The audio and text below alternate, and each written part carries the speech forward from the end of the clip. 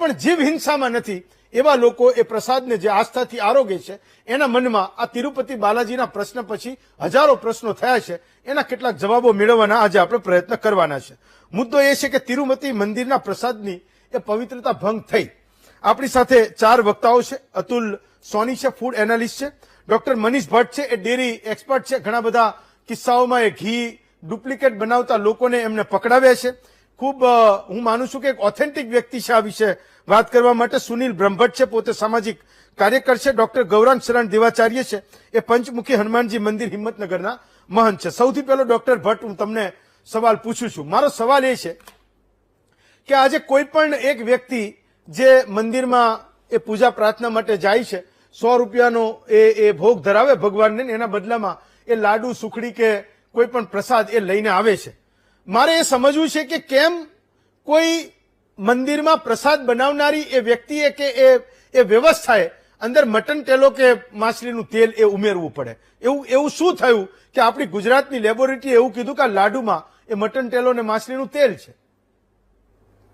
મારે આ બાબતે એ કહેવું છે કે આ લાડુની અંદર ખરેખર જે રિપોર્ટર એનડીડીબીનો છે આપણે જોયો તો નથી, પણ જે કહેવામાં આવ્યું કે લાડ એટલે જે છે ને એ ડુક્કરની ચરબી, અને મટન ટેલો એટલે શીપ અને ગોટ એટલે કે ઘેટું અને જે બકરી છે એનું એક ચરબી કહેવાય. કારણ કે કાવ બીફનો ભાવ પણ વધારે છે અને આનો પણ ભાવ વધારે છે.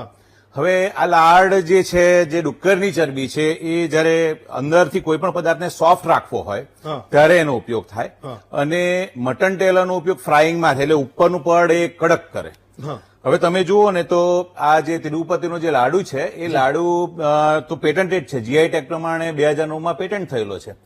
અને એ પેટન્ટમાં એ જ વસ્તુ હતી કે આ લાડુની જે સેલ્ફ લાઈફ છે 15 દિવસની મળે, અને એ લાડુ બગડતો નથી અને ઉપરથી કડક અને અંદરથી પોચો હોય. આ એવું એક પેટન્ટ એમણે બનાવેલી. હવે આ પેટન્ટને મેચ કરવા માટે ઘીની સાથે જયારે આ પ્રોસેસ આપણે જયારે મીઠાઈ બનાવવાની કરતા હોઈએ તો બનાવવાની કળા એમાં બહુ આધાર રાખે. નંબર 2 કે ઘીના પ્રમાણમાં આ બંને વસ્તુની કિંમત, ઘી અત્યારે 534 થી લગભગ 650 રૂપિયા કિલોની વચ્ચે રેન્જ છે ઘીની પ્રતિ કેલે, જયારે આ 70 રૂપિયાથી 80 રૂપિયાની વચ્ચે પર કેજી મળે છે. એટલે સસ્તું ખૂબ છે. એટલે જેને કોન્ટ્રાક્ટ આપ્યો હોય એ કદાચ ચોરી છુપી આવું કામ કરી શકે, અને ત્યાં ક્યુસીના સ્ટાન્ડર્ડ મેન્ટેન ના થયા હોય, એનું ઇન્સ્પેક્શન બરાબર ના થયું હોય. પણ અને પાછું જે ઓરિજિનલ ઘી કરતા લાડુ પાછો સારો બની પણ શકે. કારણ કે ફોરેનની અંદર તો જે આપણે અત્યારે જોઈએ છે ને, તો જનરલી મોટાભાગની કોસ્મેટિક્સની અંદર અત્યારે આ લાડનો ઉપયોગ થાય છે, મટન ટેલોનો ઉપયોગ થાય છે. એમાં ખાસ કરીને ડુક્કરની ચરબીનો તો બહુ જ ઉપયોગ થાય છે. એટલે કોસ્મેટિકમાં ઇવન લિપ બામની અંદર થાય છે. તો આ બધાની અંદર જે વસ્તુ વપરાય છે એ હવે કદાચ આ ફૂડમાં આવવા માંડ્યું, અને એ આપણે જોવું પડે. એટલે પણ મને અહીંયા એવું લાગે છે કે આની અંદર માછલીનું તેલ પણ નથી વપરાયું, કારણ કે માછલીના તેલની એક સ્પેસિફિક બહુ સ્મેલ હોય છે, એટલે એ તો વાસ બગાડી નાખે. પણ જે ડુક્કરની ચરબી છે, જે લાડ કહેવાય, એ ઇંગ્લિશમાં LARD, લાડ એટલે ડુક્કરની ચરબી, અને એ જે ચરબી છે ને એ ન્યુટ્રલાઇઝ કરે. એટલે એ એસિડિક પણ નથી હોતી, એની માઇલ્ડ ફ્લેવર હોય છે, એટલે ફ્લેવર નથી છોડતું. એટલે એને તમે ખાલી અત્યારે આજકાલ તો ઘીનું એસેન્સ નાખીને પણ ફ્લેવર છોડાતી હોય છે. હવે આ 1-2 છે એ લોકોનો બને છે ને, એની અંદર તમે જુઓ ને તો 10 ટન જેટલો ચણાનો લોટ છે. 700 કિલો જેવો એમની પાસે એ લોકો કાજુ વાપરે છે, 150 કિલો જેવું એલચી વાપરે છે, અને 500 લીટર ઘી આમાં વપરાય. હવે 500 લીટર ઘીનો એ લોકો, એટલે સૌથી વધારે મોંઘામાં મોંઘી વસ્તુ હોય ને તો આખા ઇન્ગ્રેડિયન્ટ્સમાં એ ઘી જ છે આની અંદર. તો એ લોકોએ ઘીને આ શોર્ટકટ કરીને ઘીની પ્રાઇસ કટ કરી છે, અને કદાચ એની સેલ્ફ લાઈફ 15 દિવસ કરતા વધારે કરવાનો પણ પ્રયત્ન કર્યો છે. કારણ કે ઘી પોતે એ રેન્સિડ થઈ જાય, એટલે કે ખોરું થવાની પ્રક્રિયા એની 15 દિવસ પછી ઓટોમેટિક ચાલુ થાય. જયારે આ જે વસ્તુ છે ને એ સેલ્ફ લાઈફ પણ વધારે આપે, અને લાડુનો દેખાવ પણ સારો આપે. તમે જનરલી મોટાભાગની બેકરીમાં જે ગોલ્ડન યલો કલર જે લેવામાં આવે છે ને, તો એ ઉપરની સરફેસ પર મટન ટેલો લગાવીને જયારે બેક કરવામાં આવે ત્યારે એ બેકરી આઈટમો વધારે દેખાવડા લાગતા હોય છે. તો એનડીડીબીનો રિપોર્ટ તો આપણે જોવામાં નથી આવ્યો, પણ જે રિપોર્ટની અંદર જે બારીકાઈમાં જે ડિટેલ જાણવા મળી, પછી એ બધું છે ને એઝમ્પશન્સના આધારે ધીમે ધીમે લોકો પોતપોતાની વાર્તા બનાવવા માંડે. લાડને લેડ તરીકે ગણો તો લેડ નથી, હા, એ તો શીશું થાય. તો લાડ એટલે એ છે ને ડુક્કરની ચરબી છે, અને જે મટન ટેલો છે ને એ આ છે. કાવ બીફ બહુ મોંઘું છે એ પણ, એટલે કાવ બીફ નથી હોઈ શકવાનું, માછલીનું તેલ પણ નહીં હોઈ શકે. એટલે આ એક ઘીના જે ગુણ પ્રસાદમાંથી મળતા હતા એ તો બરાબર, પણ મૂળ તો ધાર્મિક આસ્થા 100% દુભાઈ છે.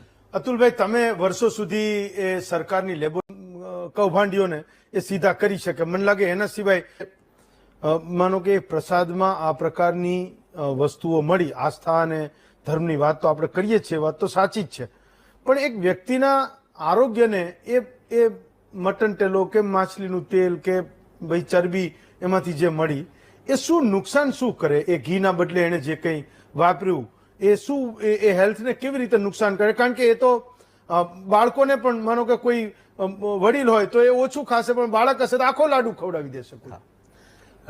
ખાસ જો વાત કરીએ ને તો ઘી એનો જે સ્મોકિંગ પોઈન્ટ છે ને એ 250 ડિગ્રી છે.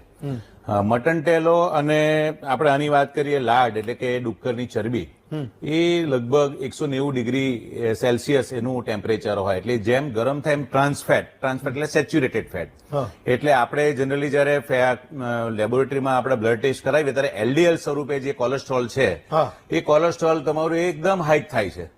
અને એ થાય તો એને લીધે ઓટોઇમ્યુન ડિસીઝ થવાના ચાન્સીસ છે, હાર્ટ એટેકના ચાન્સીસ છે. તો આ એક મોટો ખતરો રહેલો છે. અને ખાસ કરીને અત્યારે તો એ પણ ચેક કરવાની જરૂર છે કે જાણીતી જે બેકર્સ છે બહુ મોટા મોટા, એ લોકો પણ અત્યારે હાલમાં ઇવન એમના બેકરીના ઉપયોગોમાં પણ આ કરી રહ્યા છે. એટલે અત્યારે તો રૂટીનમાં આપણે ખાઈએ છીએ અને આપણે જોઈએ છીએ કે ઓલ ઓફ સડન પેલાને હાર્ટ એટેક આવી ગયો કે કઈ તકલીફ આવી ગઈ, તો એનું કારણ એ છે કે આ તમામ બેકરી પ્રોડક્ટ્સમાં, પછી વડાપાઉંમાં અને હવે તો આ પ્રસાદમાં પણ જયારે એલડીએલ એટલે કે saturated fat, pure saturated fat, અને જે ખરેખર એલડીએલ નું લેવલ ઇમિડિયેટલી હાઇક કરે છે એવા તત્વો છે જે તાત્કાલિક ધોરણે અને કેવી રીતે રોકી શકાય એના પર ખરેખર એક સરકારે પણ શ્વેતપત્ર બહાર પાડવું જોઈએ, લોકોને જાગૃત પણ કરવા જોઈએ. અને હું તો એવું માનું કે પ્રસાદમાં તો ન જ આવવું જોઈએ, પણ જે રૂટીનમાં અત્યારે આજકાલ મોટાભાગના લોકો ફાસ્ટ ફૂડ ખાય છે, એ ફાસ્ટ ફૂડની અંદર હવે ટ્રાન્સફેટનું જે પ્રમાણ જે છે એ દિવસે દિવસે એટલું વધતું જાય છે. તમે કોઈ પણ લારી પર જાઓ તો એ ડબ્બામાં એટલું બધું પેલું બટર તો એટલું બધું લગાવીને આપતો હોય, બધા ખુશ થઈને ખાતા હોય છે. અને એનો એપિરિયન્સ એટલો સરસ ગોલ્ડન યલો આવે કે લોકોને ભાવે પણ છે. પણ મિત્રો, એ તો મારે આ તબક્કે એવું પણ કહેવું છે કે એ ઇમિડિયેટલી તમારું બ્લડ કોલેસ્ટ્રોલ એ બગાડે છે અને હાર્ટ એટેક આવવાના પૂરેપૂરા ચાન્સ વધી જાય છે. અને આ તો આની અંદર પણ ભેળસેળ, પહેલા તો એમાં પણ, અને આની અંદર પણ હવે કેટલાક એવા તત્વો લેબોરેટરીમાં પકડાયા છે જે ઇમિડિયેટલી તમને કહેવાય ને કાર્સિયોજેનિક છે. એટલે એ કેન્સર પેદા કરે, એ ઇમિડિયેટલી ઓટોઇમ્યુન ડિસીઝ ક્રિએટ કરે. એટલે આપણે વાત કરીએ કે ગઈકાલ સુધી આ માણસ સારો હતો, આજે શું થઈ ગયું? તો આવા તત્વો અત્યારે આ મટન ટેલોમાં અને લાડ એટલે કે ડુક્કરની ચરબીમાં મળી રહ્યા છે. બહુ સાવધાન રહેવાની જરૂર છે. સોની સાહેબ, ખબર કેવી રીતે પડે? મુદ્દો એ છે કે એક